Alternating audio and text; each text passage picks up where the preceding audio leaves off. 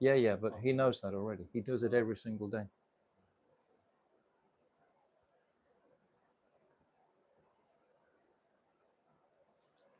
Maybe do you want to use the other phone?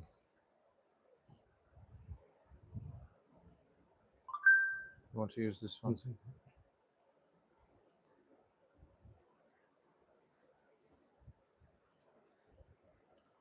Not advance.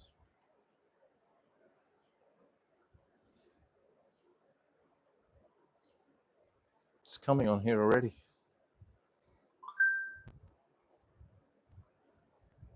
One is watching.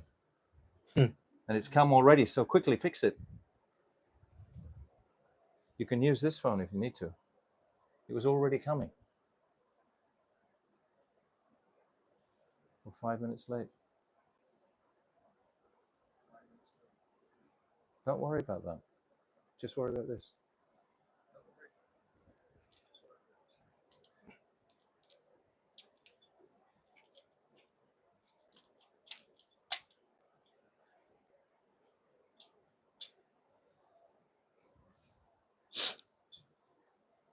What? Is it going? Yeah, it's live.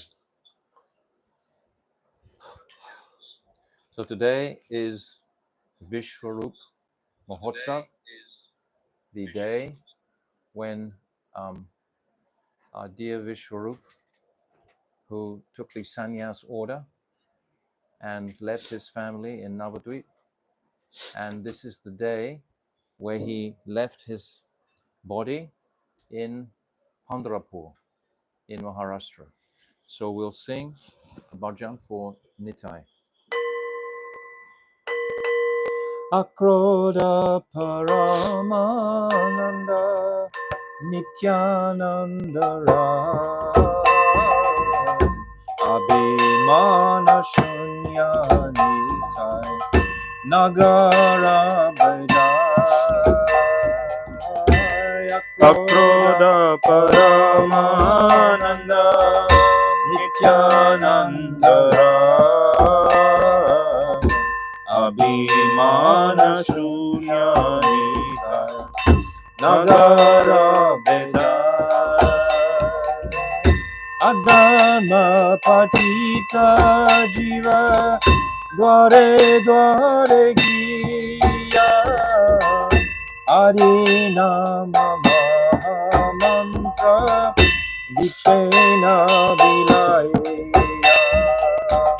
Adama Patita Jive Dware Dware Giya Harinama Mantra Vichena Vilaya Jare dekhe thare kahe Dante trina dohori Amare kiniya laho Bolo gaura hari Jare dekhe thare kahe Dante trina dohori Amara kiniya laho Bolo Gaura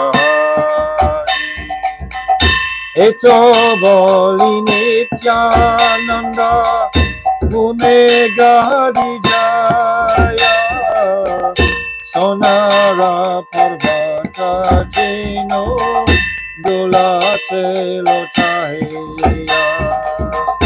Eto boli Nityananda Gune gadi jaya Sonara parvata jino Dulate lotaya Eno avatare jara Pratina janilo Kochana bole se papi Elo aragelo Ene avatara yara Ratina janilo Lochana bala se papi Ela aragelo Agoda Paramananda Nityananda Rai Abhimana Shunya Nitai Nagara Bedaya Agoda Paramananda Nityananda Rai Abhimana Shunya Nitai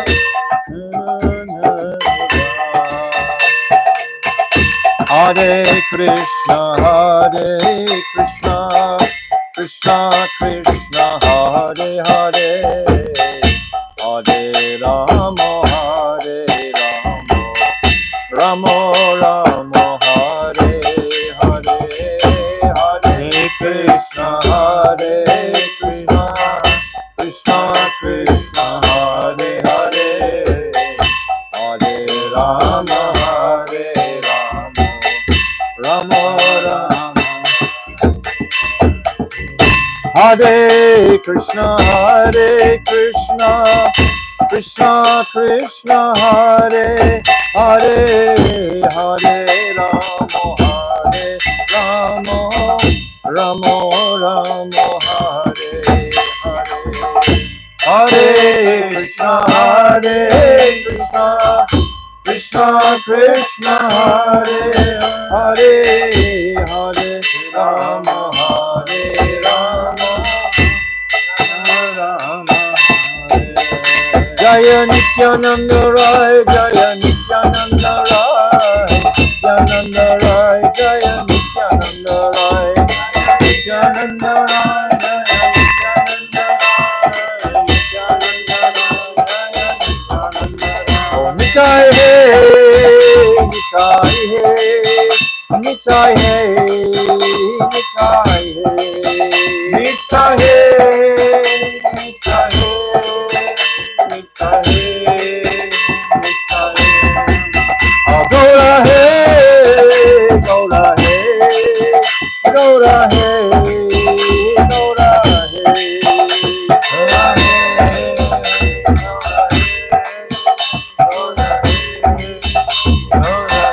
Jaya Radha Madana Mohan Radha Madana Mohan Radhe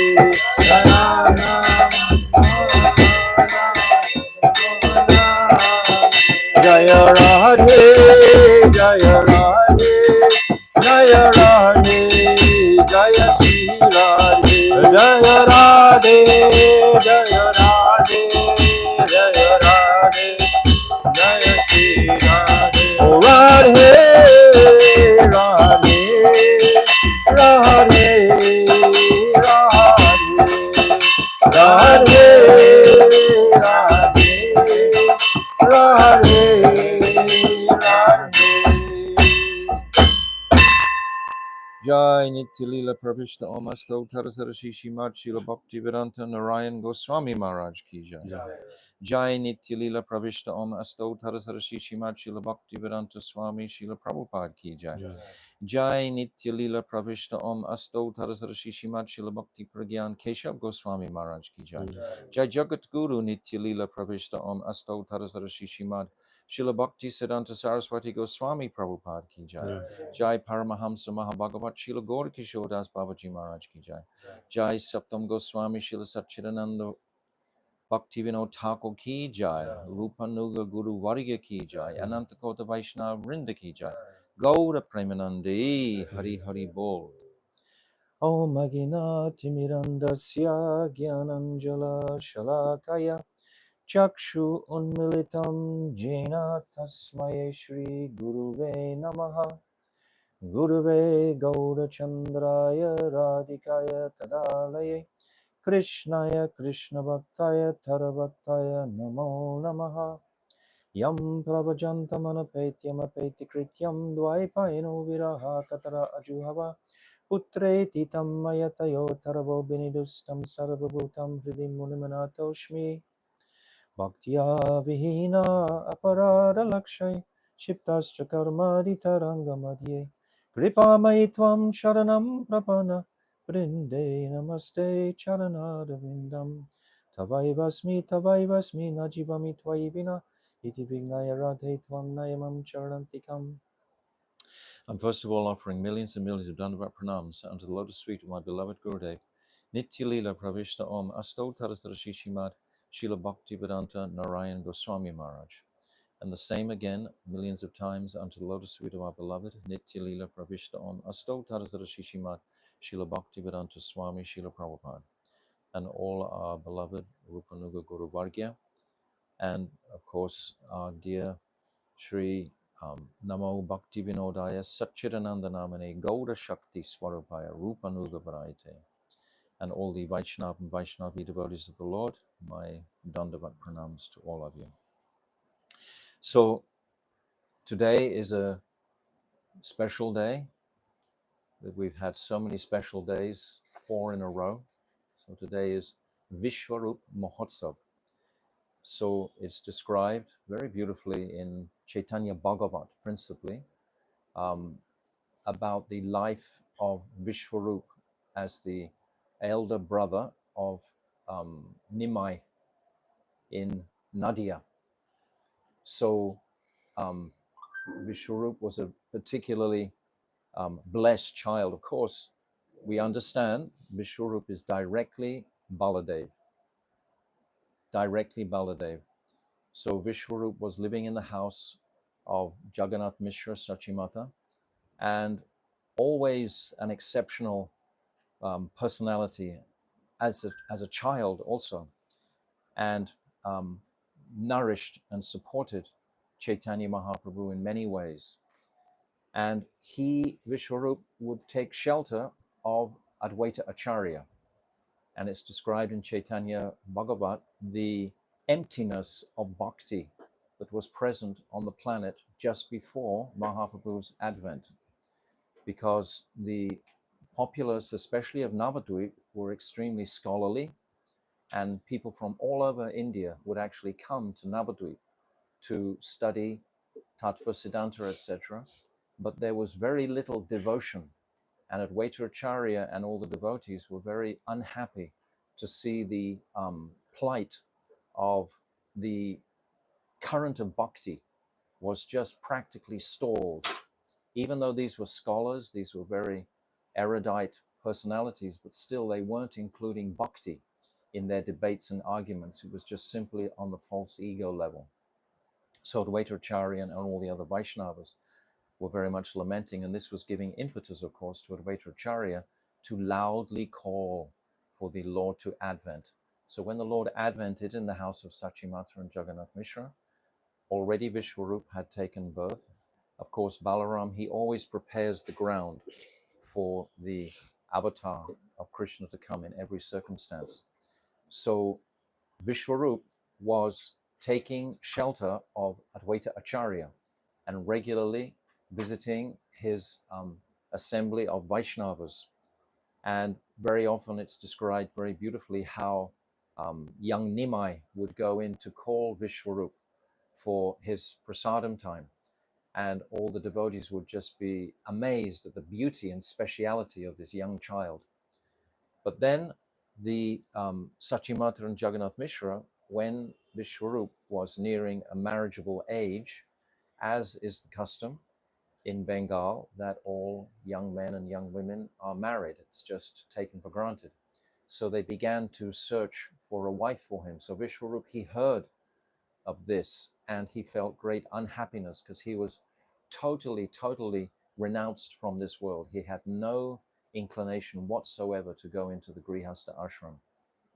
He had been schooled by Advaita Acharya, and this is why later on Sachimata, she calls him not Advaita, she calls him Dvaita, because she describes him as being dualistic. He's saying serve the Lord on one hand, but then he's teaching this subject of renunciation. He's encouraging renunciation. So Sachimata, she actually harbors in her heart some resentment towards Advaita Acharya, and that's another pastime where Mahaprabhu instructs her in front of all the devotees that she has to forgive. She has to be forgiven for that aparad she made to Advaita Acharya. But Vishwarup, he's hearing of this idea for his marriage, and then he silently leaves the house one night. Visvarup is in his early 20s at this time. And then he travels in South India, and then he takes sannyas. And there's very little written about this or recorded about this, but his sannyas name is Sankaranya. This is his sannyas name. And when Mahaprabhu comes to Puri, later on when Mahaprabhu is 24, 25 years old, on the excuse of going to seek his elder brother, he leaves Puri. Actually, Mahaprabhu wants to benedict all of the residents of South India, Maharashtra, and all those places there with the glories of the holy name. But on the excuse of searching for his brother, he made that request of the devotees there in Puri. So he comes to Pandharpur, and in Pandharpur is where he discovers from the devotees, this is where Sankaranya left his body in this world. He merges into the deity of Vitala, this beautiful deity that's there in Pandharpur. And it's described how Baladev, who is Sankaranya, then immediately merged into the body of Nityananda, because Nityananda hasn't yet come into Navadvip yet to meet Mahaprabhu. He comes, oh yes, he has. Yes, he has. So there's a time to consider here that Sankaranya or Vishwarup, he left the ashram and then he leaves his body in Pandharpur. And at that time, his identity as Baladev merges into Nityananda, and then at that time, Nityananda comes to Navadvip. And then after that, then Mahaprabhu requests the devotees when he comes to Puri to please allow him to go and search for his brother. So Nityananda has already come in Navadvip and is carrying the potency of Baladev Prabhu, because Nityananda is totally Baladev Prabhu also. So then Sankaranya, he merges into this deity of Vitala. And also significantly, Mahaprabhu, he meets Paramananda Puri in that ashram there in Pandharpur. Paramananda Puri, of course, in Krishna Lila is Uddhav. Paramananda Puri is an eternal associate of the Lord. And he's an older man. And he requests Paramananda Puri to please come and take up his residence in Puri, that soon he will return to Puri, and he requests Paramananda Puri to please go and make his residence in Puridam, which Paramananda Puri does for the rest of Mahaprabhu's manifest pastimes. Paramananda Puri is with Mahaprabhu there in Puri. So on this particular day is the day that Visvarup or Sankaranya, we call him Visvarup because that's the name. His pastimes are known by that name. There's very little known about Sankaranya. So this is the day that he left his body and merged into that deity. So this is Visvarup Mahotsava. And on this day, Mahaprabhu himself shaved up. So this is breaking the tradition of the Chaturmasya, 4 months. So, but Mahaprabhu, he shaved up himself. So we also follow that example. So we also shave up in honor of Chaitanya Mahaprabhu's example on that day. So this is why we also all break our Chaturmasya Brat, and we break it today and shave up, etc. And then we carry on for the next 2 months following our Brat.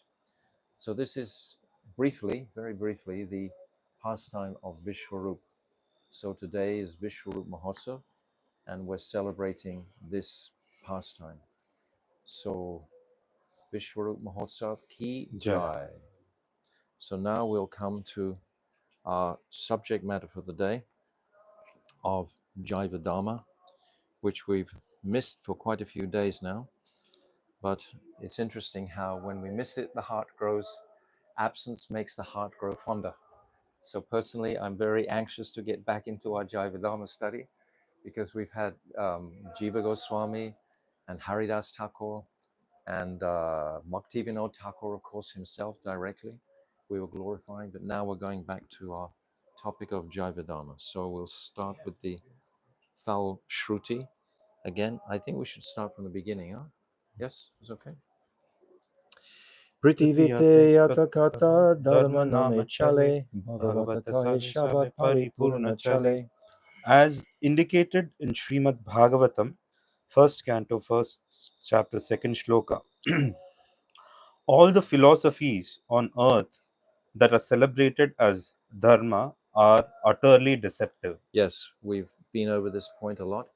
I'll just share with you on the Bhaktivinoda Thakur appearance day here in Surabhikunj, there was about 30 sannyasis from the Gaudiya Math, all making their presentations, and so many of them spoke about this topic, that Bhaktivinoda Thakur has not come to give dharma, artha, kama, and moksha.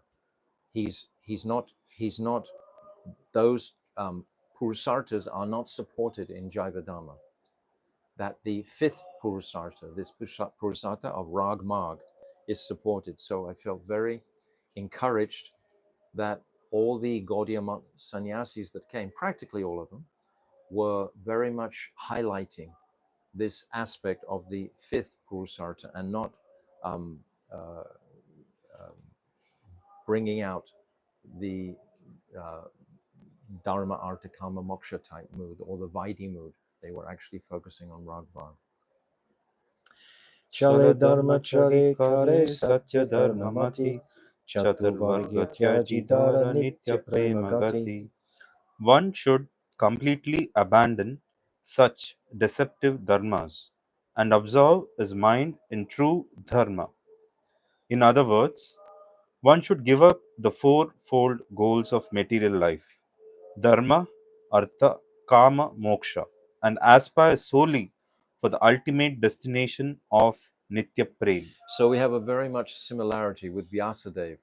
When Vyasadeva was feeling that despondency described in the 4th, 5th, and 6th chapters of Bhagavatam in the first canto, it was the same principle. Vyasadeva had propagated Gyan Kand and Karma Kand prominently in all of the, he divided the one Veda into 4, and then he manifested the Puranas and the Itihasyas and the Mahabharata, but they weren't highlighting Shuddha Bhakti. They were actually advocating Dharma. And we've said previously that many of the rishis and sadhus, etc., at that time, their focus was on moksha, mukti. This was their focus. We've talked about this before. So this was the principal purusartha that the sadhus were focusing on. So it's only with the advent of Mahaprabhu that this change manifested, and Ragmarg, Prem, this conception became prominent for people to try to appreciate this was the real Purusartha. So Bhaktivinoda Thakur is reiterating this and making it very clear that this Jaiva Dharma is not going to be in that direction. Amitva mimamsa brahme nija jada buddhi, nirvishesha brahma jnani nahi chita shuddhi. Those who are deluded identify themselves with matter. That is their error. However, one cannot be purified of such delusion by endeavors for Nirvishesh Brahmagyan. So if we're identifying ourselves as being this body, we naturally want to be liberated from this body. And what is that kingdom of liberation? It's the Brahmajyoti. That is the place. Brahma Bhuta Prasanatma Sochati Nakant, that is the place of where the Brahmavads want to attain. Even the Devas, they want to also attain that place. We've discussed before. Brihaspati, the spiritual master of the Devas, is described as being Brahman realized. This can only indicate one thing. This indicates that the Purusartha that they all considered was the priority was moksha. So, and that means Nirvishesh Brahm. That is what's left, Nirvishesh Brahm, the formless aspect of the Lord. Even when Vishnu appears in the heavenly planets, the Devas are so affectionate and receptive to him and loving towards him. But they consider there is something more than this. When Vishnu manifests, they think, oh yes, this is Vishnu. But then they consider that the Brahman is superior to that. This is generally certainly always the case in Swagaloka. They can't, because they all have very huge responsibilities. So coupled with those huge responsibilities, like Suryadev, he's constantly riding his orbit, like Vayudev, constantly bringing the air, etc. Agnidev, all these devas. So with that enormity of their responsibility comes an enormity of Aishwarya. So that Aishwarya is limiting in their ability to actually have personal relationship, even with Vishnu. They just don't get it. They can only go for the Brahman. So this is very, very common, even amongst practitioners of the bhakti cult who are not on track, so to speak, unless they get the right association and get the proper focus and the right direction. They also will just want liberation from this world. This world pinches, it hurts. We want to be free from it. So perhaps our bhakti is being generated by a mood to just become free from the pain of this miserable material existence. But that is completely misses the point of bhakti. Totally. We even see amongst various devotees trying to find a comfortable situation in this material world.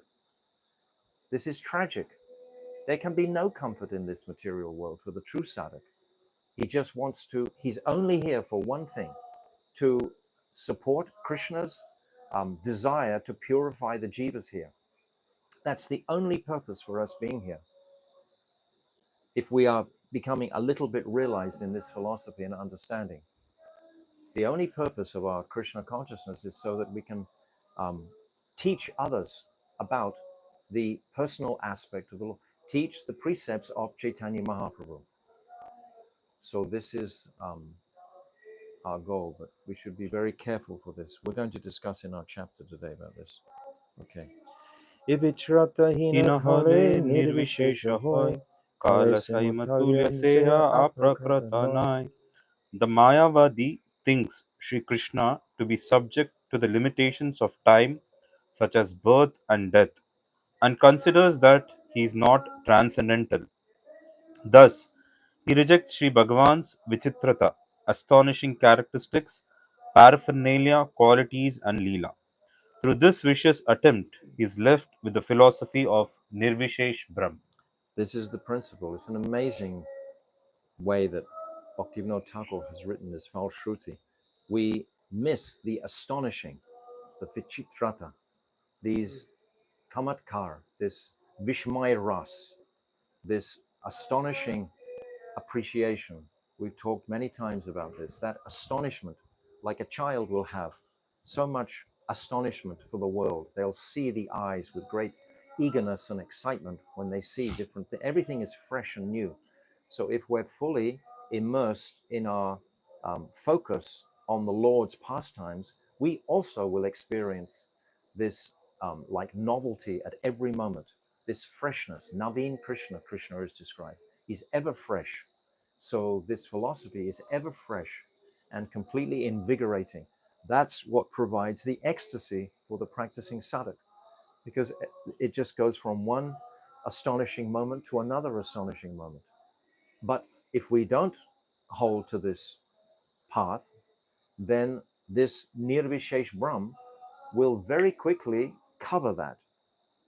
So we can judge for ourselves by our own consciousnesses. How much am I being astonished? Bhaktivinoda Thakur in Jaiva Dharma, he calls it wow. He calls it himself wow. Like, you understand what wow means when you look at something and wow, that happened like that.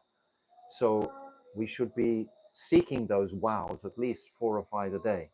If we're not getting those kind of astonishing impressions, we should consider how focused is my bhakti. So today we're going to discuss in our chapter this thing. So Kande jnana haya dharma ache acheshu sunischaya. nischaya Prakrita haile kabu aprakrata naya. Such base and contemptible gyan, which arises out of an attempt to dismember the divine form of Bhagavan, is only fit to be rejected. because it dismembers his form. To go for the Brahman, to go for moksha or liberation, it denies the personal form of the Lord. It's as if the Lord gets just sidelined. So this is like dismembering the Lord. It is Prakrita, materialistic, and should never be given credence as Aprakrita Dharma. So we have to be very much astute and understand what is aprakatam. We have to know what that is. So we've studied that carefully, and now through Bhakti Vinod Thakur's mercy, coming to appreciate what is Shuddha Bhakti, what is pure Bhakti. And now we're discussing in this 21st chapter the distinction between Vaidhi Marg and Rag Marg. And this is very important topic because we are always, my Gurudev writes that we are always performing Vaidhi Marg externally. So our path is called Rag Praviti Vaidhi Bhakti. That means our inner intention is Raganuga, but always externally, because none of us are particularly qualified. This is what my Gurudev says. I'll read you directly one excerpt of what he's saying about this. Srila Bhaktivedanta Narayan Goswami Maharaj says, most of us do not practice Raganuga Bhakti. We are not qualified for that. However, we practice a special kind called Rag Pravriti Vaidhi Bhakti. Vaidhi Bhakti, which is aimed at attaining Raganuga Bhakti. So we've said this principle many times. We get the flavor of what is Rag Marg. We should understand. We have to understand what that means. It means following the Rag Atmikas. We have to know the distinction between these three words, this Raganuga, Ragatmika, and Rupanuga. This is very important to understand before we actually read further. So this Raganuga is following in the wake of the footsteps of the Rag Atmikas. Their Atma is soaked in spontaneous attraction for Krishna's seva. These are the transcendental personalities, like Lalita, Vishaka, Champakalata, Tungividi, etc. These are all the personalities of the spiritual realm. They are Rag Atmikas. And we as Rag Anuga, Anuga means to follow, we are following in their footsteps to try and emulate that same intensity of desire to please Krishna. Most of us are concerned with pleasing ourselves. That's why we're not qualified for Rag Marg. Most of us are concerned with our own personal well-being and securing our particular situations in this material world. We give so many hours of our day just focusing on the external material aspect, not even Vaidhi, just focusing on the material aspect. So how can that be considered qualification for Rag Marg? That person who is totally dedicated to following the Ragatmikas has nothing else materially to attend to. He only has to spend his life focusing on that divine attraction of Braja Prem, of Braja Ras. That's all he has to do. But if we're scattered with our consciousnesses are in so many different directions, then we're performing Vaidhi. And if we are lucky to get this seed of greed, because it all depends on this lobha, and this lobha will carry us across. So I think, the third is Rupanuga. We are following in the footsteps of Rupa Goswami. So we're Rupanugas and Raganugas. This is what we are aspiring for. Rupanuga, Raganuga. And we should understand who is a Rupanuga. Everyone who comes under Srila Rupa Goswami is a Rupanuga. They're all following him. But personalities like Swarup Damodar and Rai Ramananda, they are not Rupanugas. They're not following Rupa Goswami. They're following directly Chaitanya Mahaprabhu. Rupa Goswami is following directly Mahaprabhu, but Rupa Goswami is much younger than Swarup Damodar and Rai Ramananda. That's Lalita and Vishaka. So they are not Rupanugas. They are Rag Atmikas fully. But everyone coming under Rupa Goswami, Sanatan Goswami, Raghunath Das, Jiva Goswami, etc., all the way down the line, Vishnu Chakravarti Thakur, Srila Bhakti Siddhanta Saraswati, Srila Bhakti Vinod Thakur, we are all proudly Rupanugas. We are all following the divine teachings of Srila Rupa Goswami that are coming directly from the heart of Sachinandan Gaurahari. So that is our link. So we should understand these three terminologies: Rupanuga, Raganuga, and Ragatmika. Very, very clear. Don't have any gray areas about those three names. Okay, so we've come to page 487 in my book, and you just read the paragraph before. Brajanath saw this as an opportunity and said, Master, by your mercy, we have properly 487. understood. 487. Master, by your mercy, we have properly understood Vaidi Sadhan Bhakti. Yes. And what is Vaidhi Sadhan Bhakti? 64. 64 Angas of Bhakti. That is the backbone of Vaidhi Bhakti. And the other aspect of Vaidhi Bhakti is that there's some fear involved. When we say duty, it implies a sense of fear also is there. It's like it's described that the devas, it's described the sun shines out of fear. Fire incinerates out of fear. The rain falls out of fear. We can substitute fear with duty. So sometimes fear and duty are synonymous. We think, I have to do this. There's some aspect of fear prompting us in our performing that activity. Whereas in Ragmarg, that is completely vacant because it only springs from the pure heart of the practitioner in spontaneous attraction for the object of devotion. This is the nature of Raganugaba. It's going to be described. Now we are very anxious to understand Raganuga Bhakti. So, kindly instruct us about this. So I've said that initially, so we've got some conception, and now when we read it, we'll get two conceptions, and then we'll say it again, and we'll get three. We need to have this very much impressed within our consciousnesses. Babaji was extremely pleased to hear this and said, Sri Gaurachandra has taken both of you as his own. So there is nothing that should not be given to you. Listen very carefully as I explain Raganuga Bhakti. First, I offer my Dandavat Pranams again and again at the lotus feet of Sri Rupa Goswami. This is where the Rag channel is coming from. If you don't offer deepest respects, and the sadhak should take very seriously to study the books of Rupa Goswami. Without a careful study of his books, then that current won't be able to flow, particularly in the heart and consciousnesses. So Rupa Goswami has to be mentioned first. Whom Shriman Mahaprabhu liberated from the association of the Muslims, and to whom he instructed Rasa Tattva at Prayag. So this is very beautifully described in the last chapter, I think, of Madhya Lila. These instructions to Rupa Goswami, they are all there, very, very clear, and many, many verses describing exactly what directly Mahaprabhu is saying to Rupa Goswami. So it's not going to be interpolated.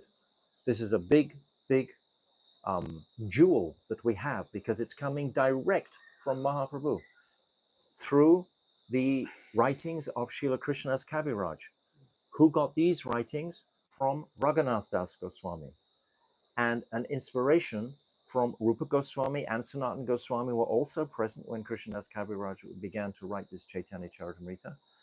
And Raghunath Das is carrying in his throat, they're called kadachas. They're the notebooks of Swarup Damodar. They're like verbal notes that Raghunath had impressed within his consciousness from Swarup Damodar.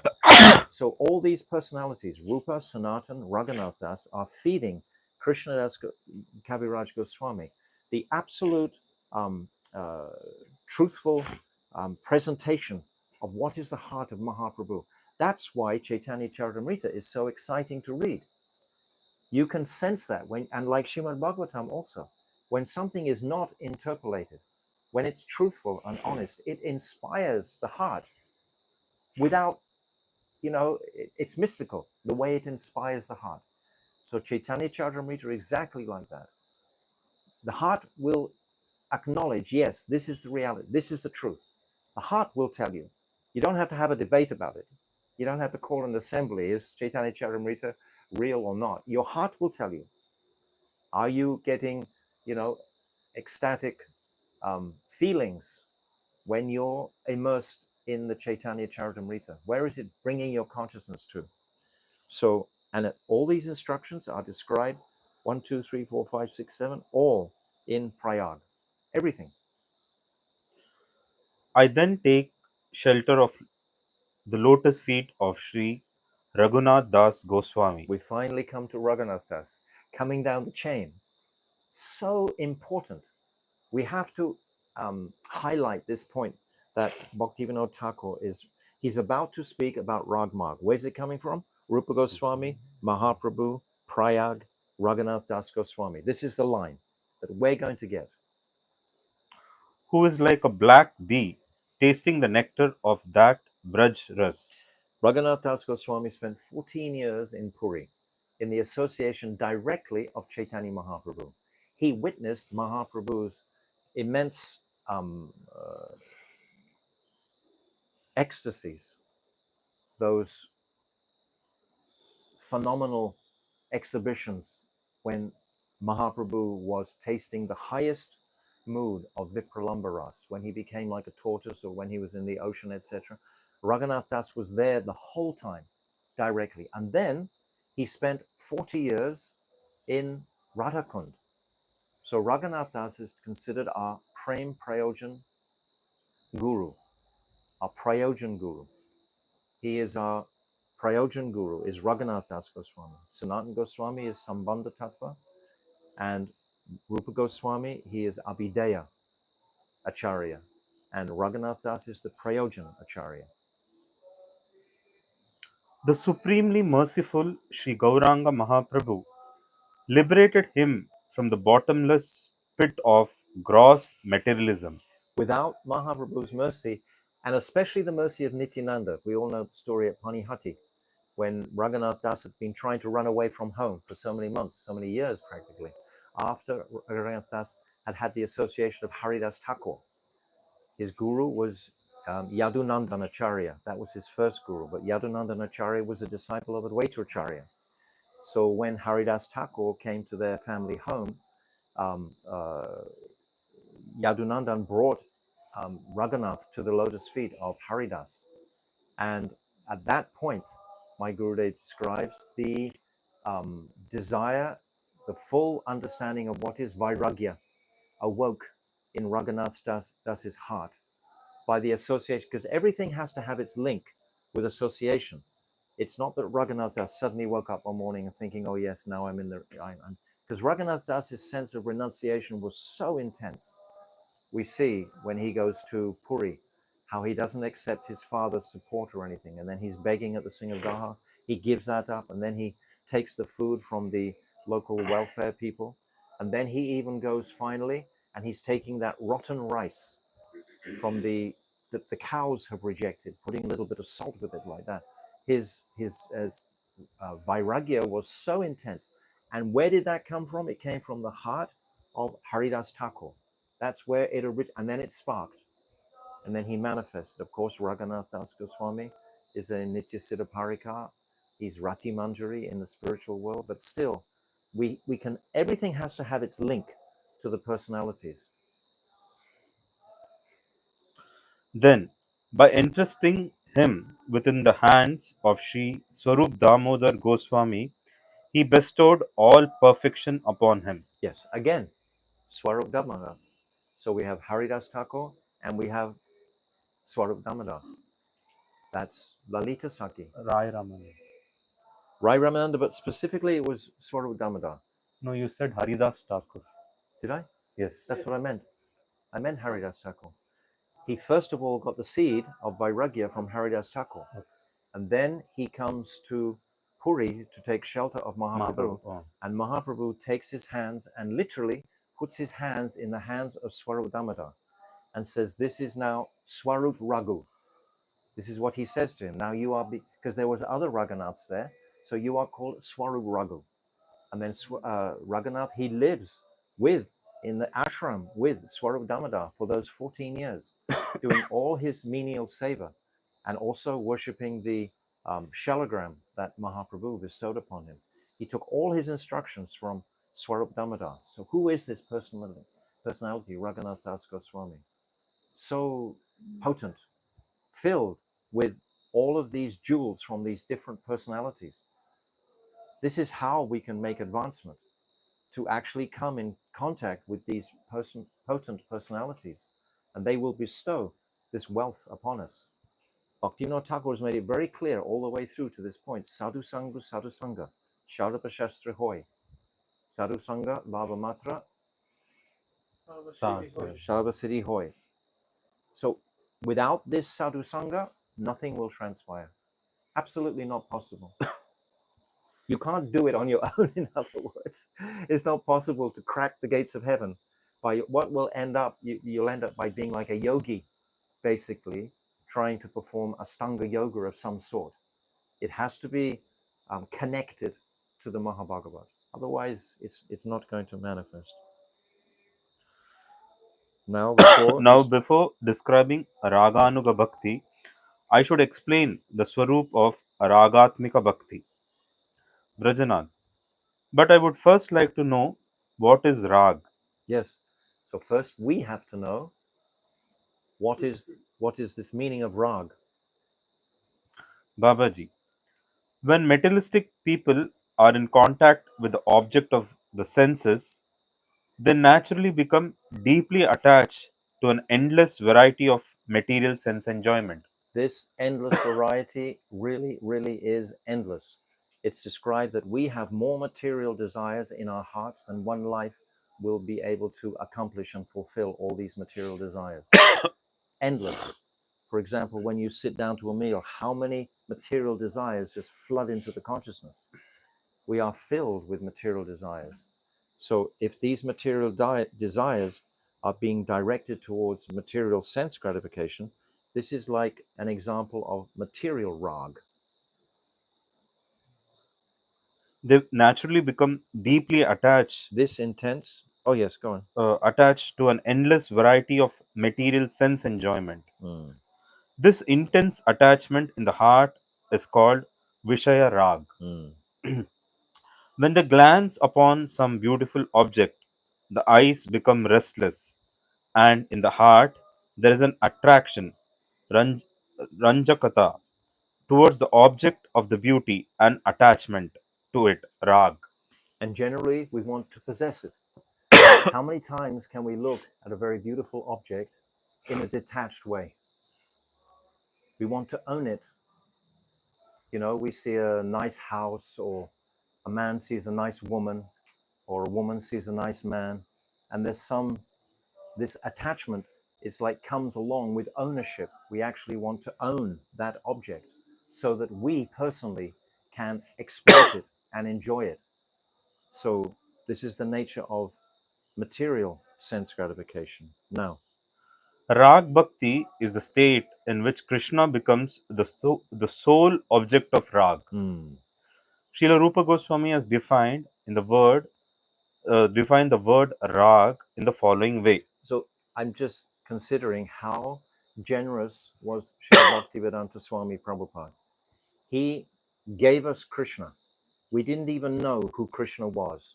So the first aspect of Rag Marg is Krishna. Then later on, if we're fortunate to meet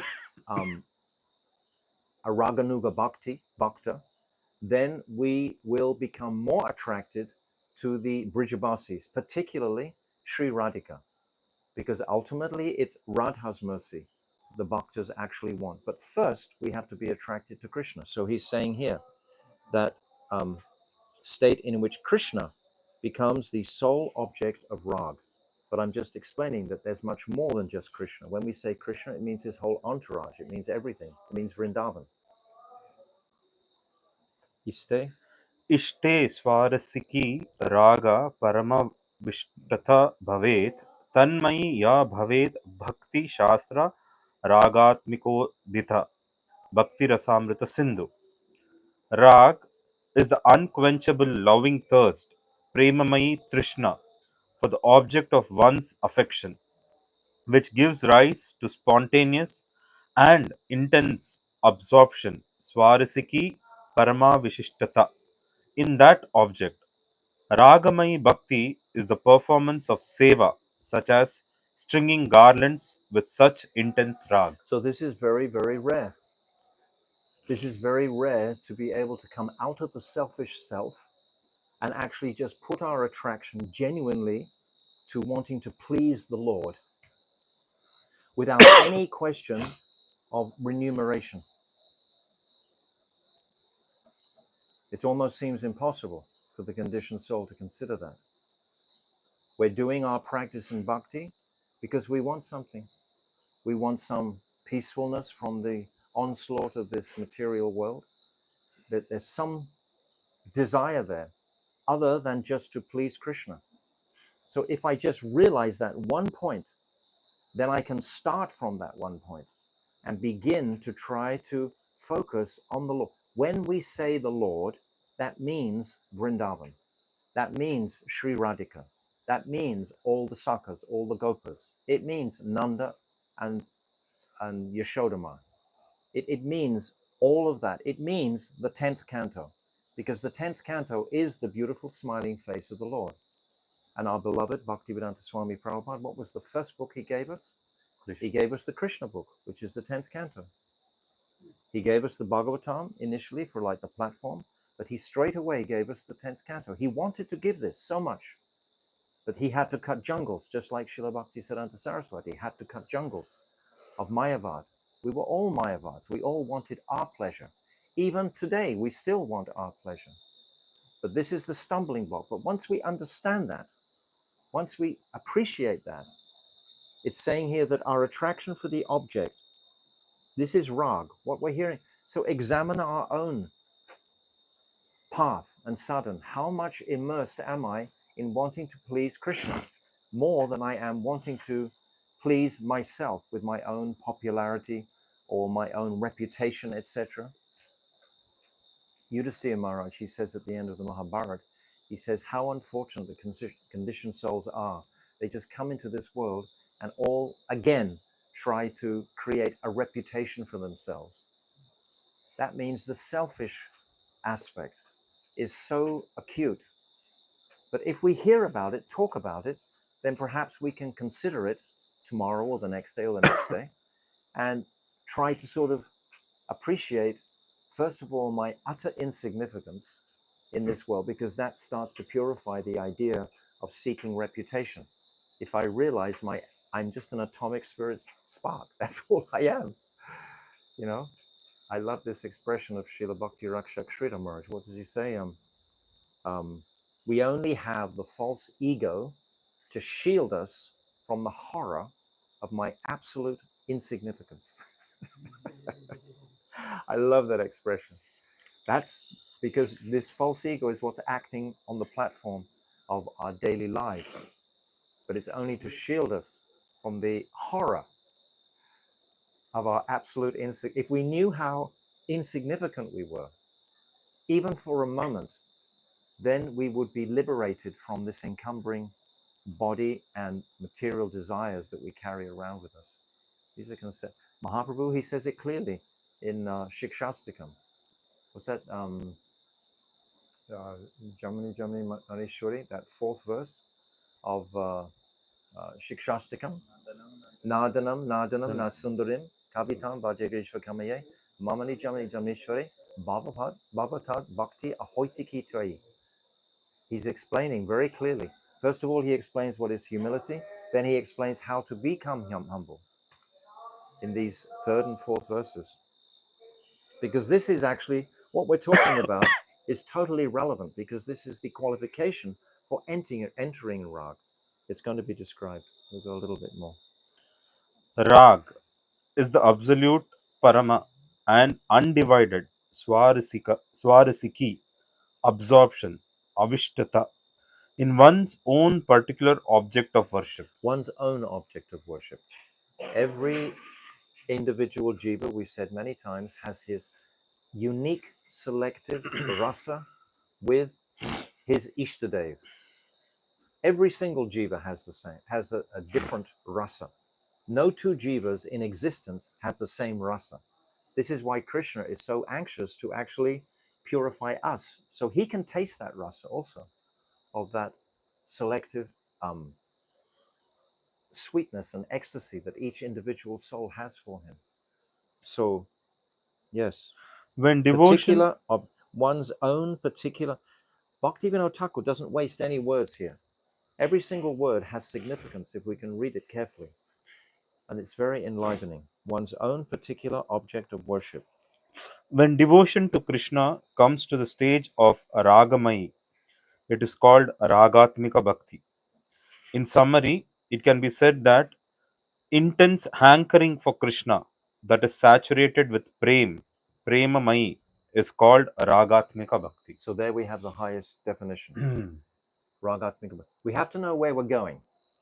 Don't be intimidated. Don't think, oh, I can never get to. But we have to have our goal. We have to know what is our destination, where we are going. This is the purpose of Bhaktivinoda Thakur showing this. We're not going to moksha. We're not going, we just already discussed this. That's not our path. We're going for this. And it may take 2 or 3 or 4 lifetimes. But we have to get on that track. We should have the mood. If it takes 1,000 lifetimes, just let me stay on this track. I don't want anything else. Whether there's consummation of this bhajan or not, still the actual path is so ecstatic itself. Just focusing on the residence of Braj. What does Rupa Goswami say in the essence of all advice? In that, what's it called? Upadeshamrita. Tannama Rupa Charita Adi, Sukirtano, Shmitya Kramana, Rasana Masyoche, Tishtem Braje, Tanuragi, Janugami. This focusing on a particular Brijabasi.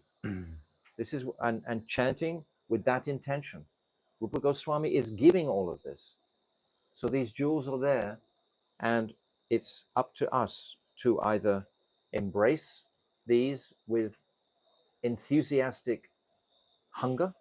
It'll only work that way. It's like if you want to do anything in life, if you want to be a professional anything, even a cricketer, for God's sake, you have to go every single day and play your game of cricket. If you want to do anything, you have to really give it your whole heart and soul. Otherwise, the full success, and now we're talking about the highest, consideration known to man, basically. Not just to be liberated from this material well, but to actually gain service to those Raga Atmika Bhaktas. So Srila Bhaktivinoda Thakur ki jai. This is a particularly ecstatic chapter, leading on to the next chapter, which is about Bhav Bhakti. So we've built the platform on Vaidhi Bhakti in the previous chapter. We went through all the 64 angas very carefully. So now we are qualified to come into this chapter. Bhaktivinoda Thakur is testing the temperature of the people who are actually reading this. He knows where they're going. He's given everything very clearly, total clarity where we're going. And now he's feeling confident. Yes, now I can give this. Because I've given, if we haven't been attentive in the previous 20 chapters, we're going to be uncertain now.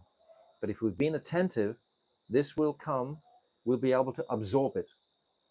Not become realized in it, but at least know where I'm going. This is what has to be fixed in this one birth. When I leave my body, I have to know where I want to go. Yam yam vapi smarambaram tyajati antikalevaram. It's saying very clearly in Bhagavad Gita, whatever we're thinking about at the time of death, where do I want to place my consciousness at the time of death? Let me place my consciousness in Vrindavan Dham, in the Brijbasis, in the residence of Vrindavan Dham. Let me cultivate that consciousness. Okay, yes. Time for questions. Yes, yes.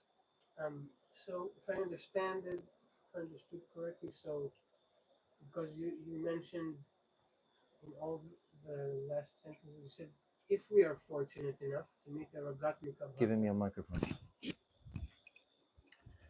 If we are fortunate enough to meet a Ragatmika Bhakta, and this, I hear it so many times, if we are fortunate, emphasis on if. So, so what if we're not fortunate enough, and then so we just aspire till Yes. our last breath? Yes, yes, yes. If we're not fortunate enough, it's my fault. It's our fault. We have to take responsibility for that. If I haven't developed the enthusiasm and greed to even be interested in these topics, then why should Krishna make the arrangement to have someone who is actually realized in these topics to come and see you? Krishna is arranging everything. And the Rag Anuga, Rag Bhaktas, Rupanuga Bhaktas are present always on the planet. Always they're present. But how enthusiastic in my heart am I to, if I meet these very sensitive, soft souls, if I'm not particularly purified in my desire, I will only become envious of them.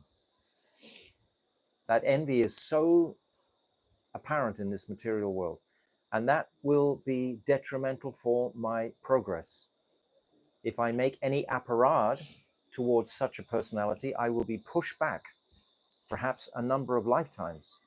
So there's some onus on us, there's some responsibility on us to purify the desire. Do I really have the desire for this? Or do I want some mystical wonderland to sort of drop out of the sky and take me somewhere else? Then I'll meet a mystic yogi and he will carry me to that conception. But if I develop a knowledge, which Bhaktivinoda Thakur is giving us, of what is Raganuga Bhakti, he's going to give us through this whole chapter very clearly. The teachings of sifted through by Bhaktivinoda Thakur. One more? Yes. Good questions.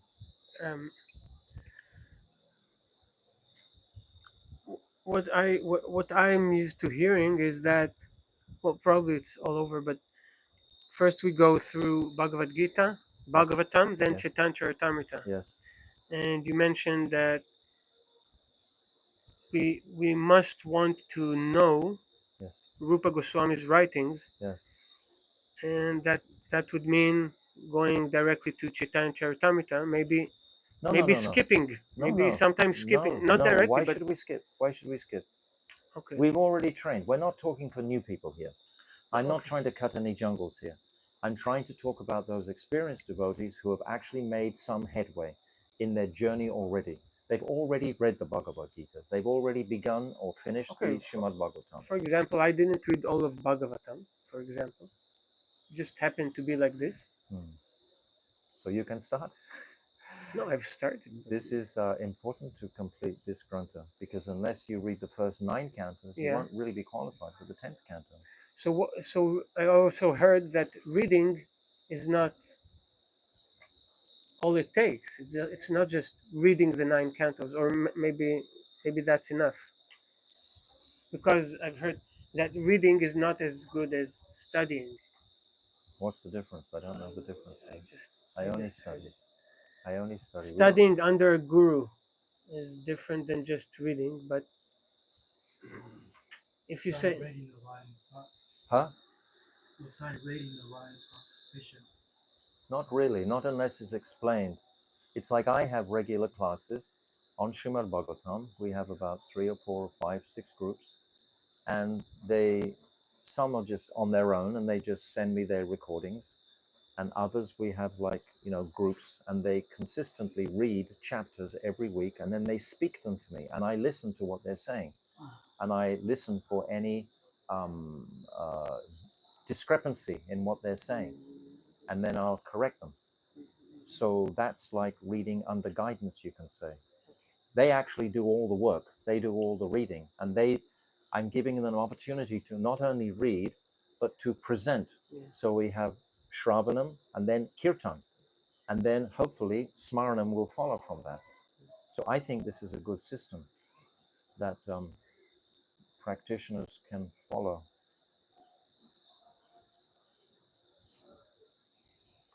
Thank you. Is that all? But Maharaj, regarding this question, when we study, like we are studying, we can study the Srimad Bhagavatam of Swami Prabhupada. Then we read his commentaries. We can consider that we are under his guidance. Absolutely. Absolutely. We are in his association. Absolutely. But it enhances that when we're reading with other devotees, particularly if we feel that devotee is more senior to us. This association is described as of three types: Swajatya, Snigdha, Ashraya. Swajatya means the same principle, mood. What do I want to achieve? Swajatya, group. Jat means group. And then Snigdha, who are affectionate to me. There's some sambandha with the actual individual. And then Ashraya, they are more senior to us. We have that consideration. And then in that type of association, our absorption will be complete.